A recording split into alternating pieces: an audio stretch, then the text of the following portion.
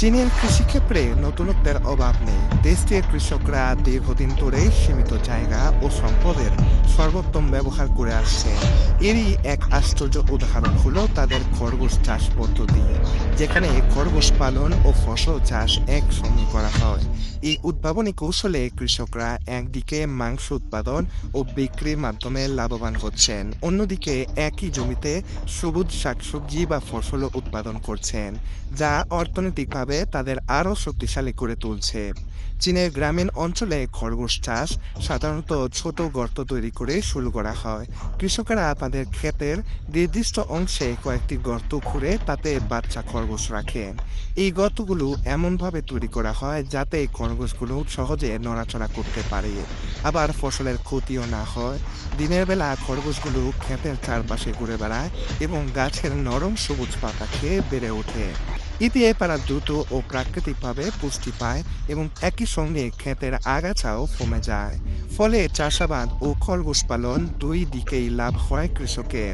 রাত নামলেই কৃষকেরা এই খরগোশগুলোকে ঘরে ফিরিয়ে নিয়ে যান, যেন তারা শিকারী প্রাণী বা ঠান্ডা আবহাওয়া থেকে সুরক্ষিত থাকে।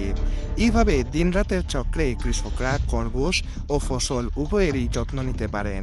এমনকি খরগোশের মলমূত্র প্রাকৃতিক সার হিসেবে ব্যবহার করা হয়, যা মাটির উর্বরতা বাড়ায় এবং রাসায়নিক সার ব্যবহারের প্রয়োজন কমায়।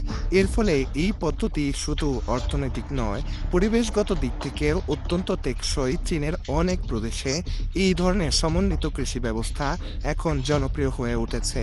খরগোশের দ্রুত বংশবৃদ্ধি ও বাজারে মাংসের উচ্চ চাহিদা কৃষকদের জন্য এটিকে একটি লাভজনক ব্যবসায় পরিণত করেছে। স্থানীয় বাজারে এই খরগোশ বিক্রি করে কৃষকরা প্রতিদিন ভালো পরিমাণ আয় করছেন।